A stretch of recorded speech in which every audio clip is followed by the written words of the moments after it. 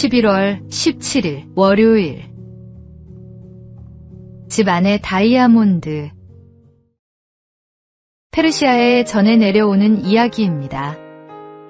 알리아베프라는 농부는 큰 농장과 과수원을 경영하며 부유하게 살았습니다. 그러나 어느 날 한 술객이 찾아와 다이아몬드를 가지면 더 큰 부와 행복을 얻을 수 있다고 말했습니다.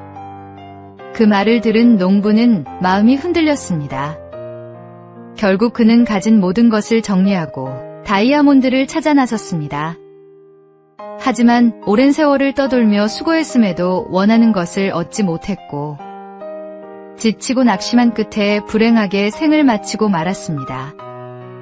그런데 그가 떠난 뒤 농장을 산 사람은 우연히 낙타에게 물을 먹이다가 땅속에서 무지갯빛으로 반짝이는 돌을 발견했습니다. 그것은 다름 아닌 다이아몬드 원광이었습니다. 농부가 그토록 찾아 헤매던 보물은 이미 자기 집안에 있었던 것입니다.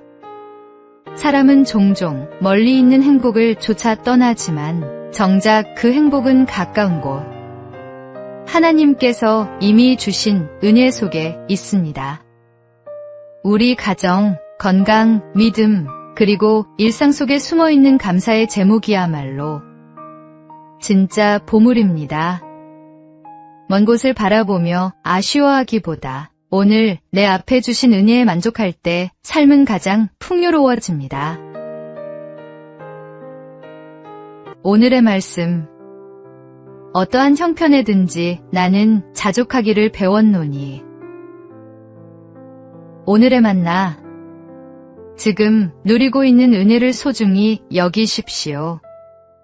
참된 만족과 행복은 이미 하나님께서 주신 것 안에 있습니다.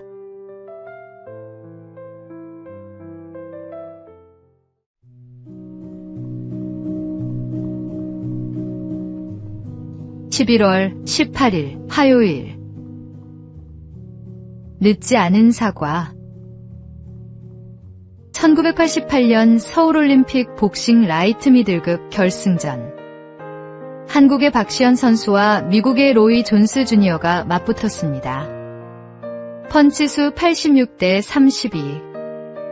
압도적 우세는 로이 선수에게 있었지만 심판은 박 선수의 판정승을 선언했습니다.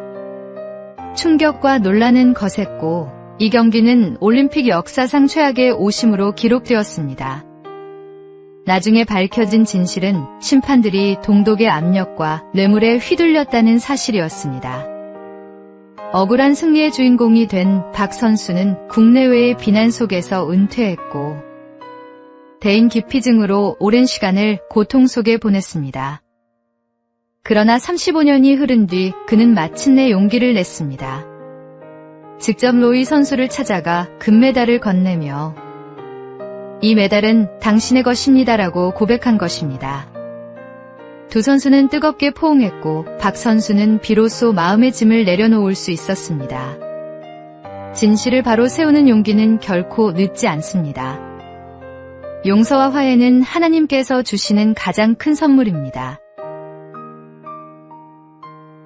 오늘의 말씀. 용서하라. 그리하여야 하늘에 계신 너희 아버지께서도 너희 허물을 사하여 주시리라 하시니라. 오늘의 만나. 마음속 오래된 짐이 있습니까? 늦었다 생각될 때라도 용기 내어 사과하고 화해하십시오. 그 순간 하나님의 은혜가 임합니다.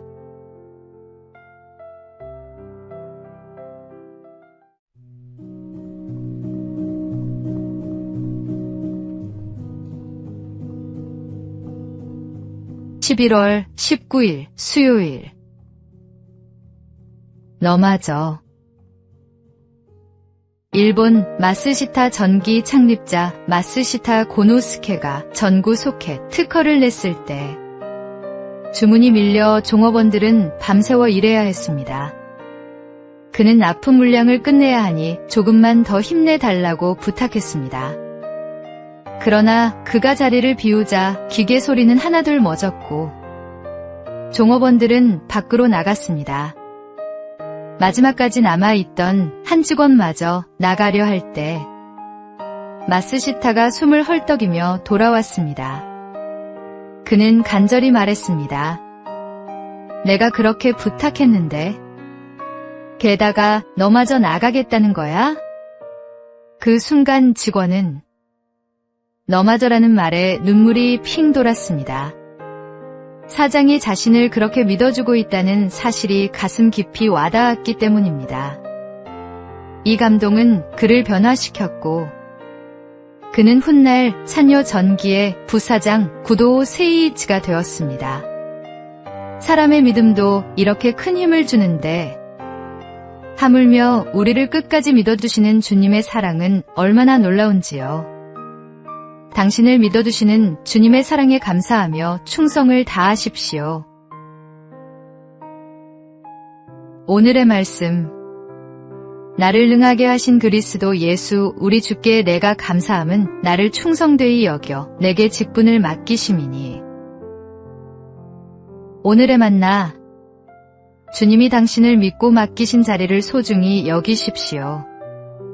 감사로 충성을 다할 때 하나님께서 귀히 쓰십니다.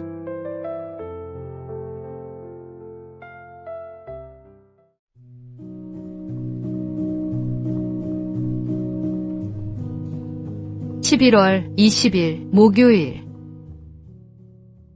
바라보는 것을 바꾸라. 한 여인이 있었습니다. 선장이었던 남편을 폭풍 속에서 잃고 세 아들과만 살아가야 했습니다. 그러나 세월이 흘러도 바다는 그녀의 가정을 계속 시험했습니다.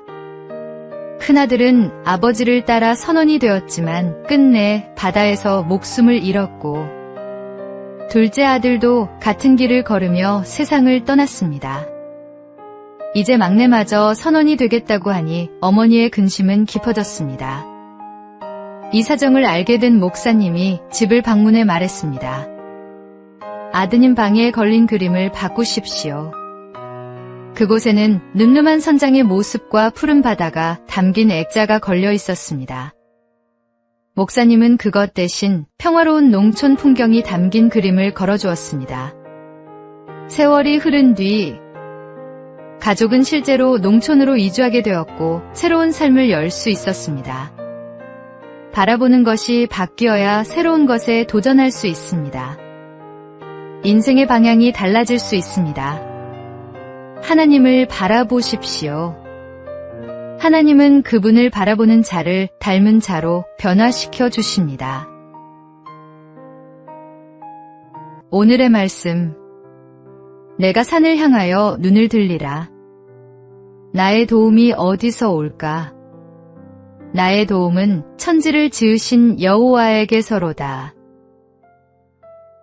오늘의 만나. 우리가 무엇을 바라보며 사느냐가 우리 인생의 방향을 결정합니다. 오늘 주님을 바라봅시다.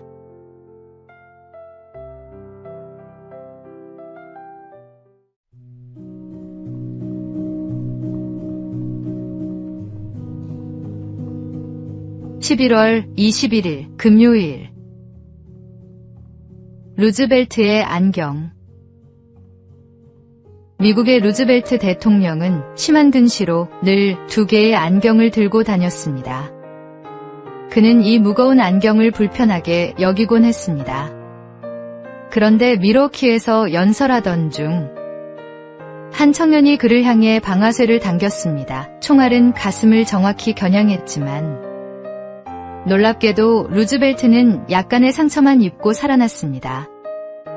그 총알이 그의 양복 안주머니에 있던 강철 안경지대에 맞아 굴절되었기 때문입니다. 평소 귀찮게 여기던 안경이 오히려 그의 생명을 지켜준 것입니다. 우리의 삶에도 이런 일들이 있습니다. 무겁고 귀찮게만 느껴지는 짐이 사실은 우리를 지키는 울타리가 될 수 있습니다. 하나님은 때로 우리가 불편하다 여기는 것을 통해 뜻밖의 은혜를 주십니다. 불필요하게 보이는 약점이 나를 겸손하게 하고 사소해 보이는 것이 위기의 순간 가장 큰 힘이 될 때가 있습니다. 그러므로 작은 불편에도 감사하며 살아가는 사람이 결국 하나님의 보호와 은혜를 경험하게 됩니다. 오늘의 말씀. 내 은혜가 내게 족하도다. 이는 내 능력이 약한 데서 온전하여짐이라. 오늘의 만나. 지금은 무겁게 느껴지는 것도 훗날 감사의 이유가 될 수 있음을 기억합시다.